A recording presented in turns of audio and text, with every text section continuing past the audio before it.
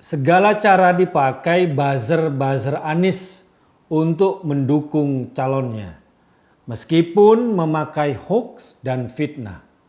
Setelah mencatut nama Christoforus Rea dalam piagam palsu untuk gelar palsu Bapak Toleransi yang diberikan ke Anies, terakhir buzzer-buzzer Anies mengatasnamakan Uskup Katolik se-Jabodetabek mendukung Anies.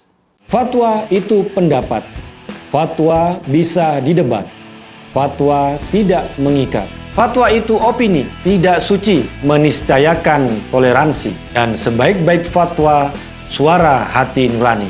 Inilah fatwa Guntur Romli. Assalamualaikum warahmatullahi wabarakatuh. Salam sejahtera untuk kita semua. Shalom, shalom alaikum. Om Swastiastu, Namo Buddhaya, Rahayu, Salam Nusantara. Pendukung Anies sudah menghalalkan segala cara demi meraih tujuannya. Al-ghayatu tubarrirul wasilah.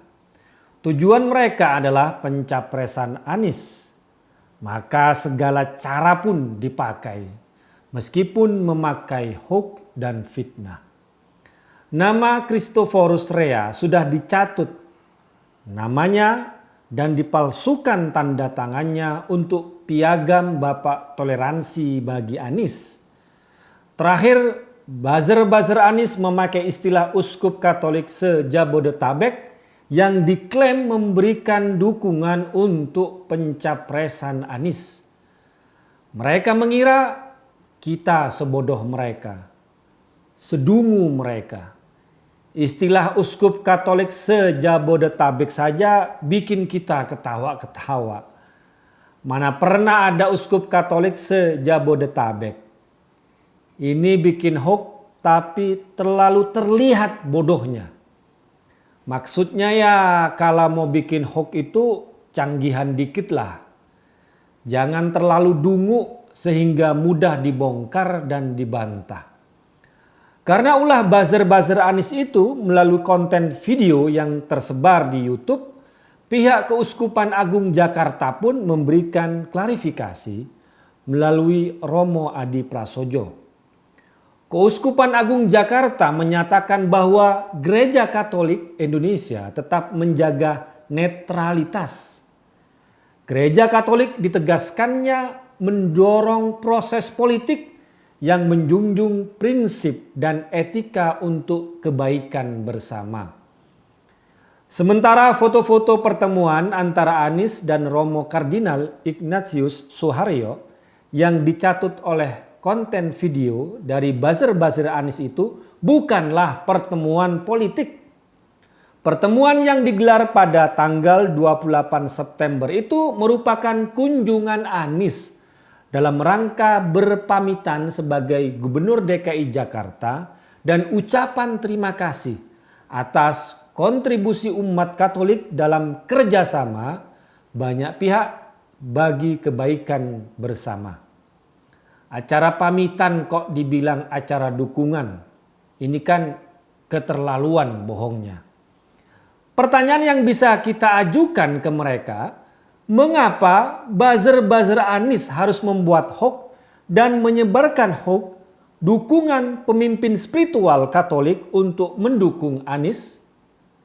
Kalau menurut saya ini cara untuk melakukan rebranding terhadap Anies sebagai tokoh yang dianggap diterima semua kalangan.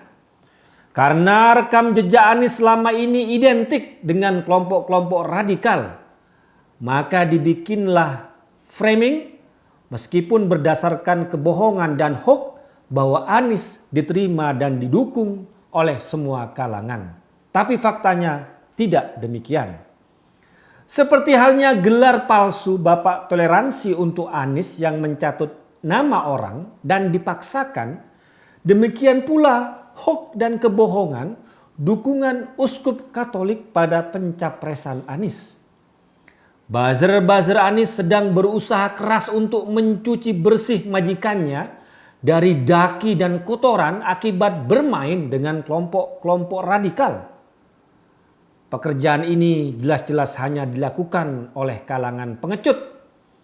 Mereka yang tidak mau bertanggung jawab setelah bikin masalah dan kegaduhan, kemudian diam-diam ingin cuci tangan, mau menghapus jejak seolah-olah tidak pernah terlibat. Orang-orang seperti ini malah tidak akan pernah bisa bebas dan lepas dari keterlibatan mereka dengan kelompok-kelompok radikal. Termasuk juga bisa disebut politisi oportunis. Saat pengaruh kelompok radikal sedang kuat-kuatnya, mereka berkoalisi. Tapi saat kelompok-kelompok radikal dibubarkan, mereka pura-pura dan bertingkah seolah-olah tidak pernah terlibat dengan mereka. Karena itulah, perlu upaya untuk merawat ingatan bahwa keterlibatan Anies dengan kelompok-kelompok radikal jangan sampai terlupakan.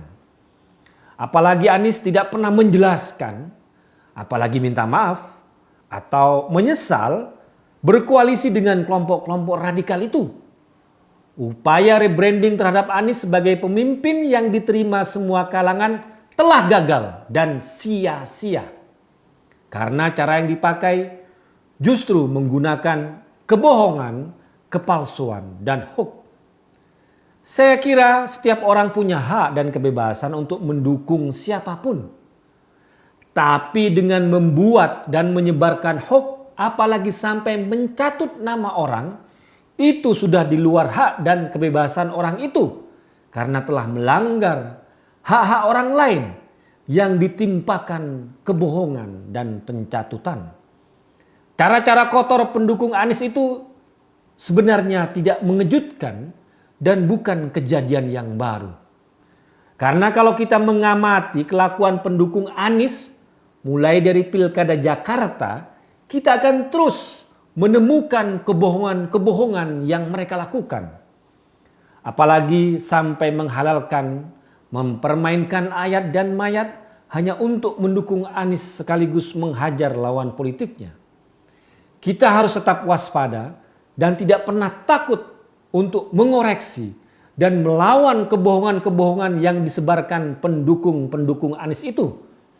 Karena kebohongan yang tidak dilawan bisa jadi suatu saat dianggap sebagai kebenaran. Wassalamualaikum warahmatullahi wabarakatuh. Fatwa itu pendapat. Fatwa bisa didebat.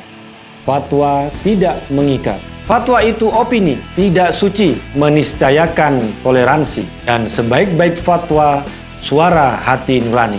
Inilah Fatwa Guntur Romli.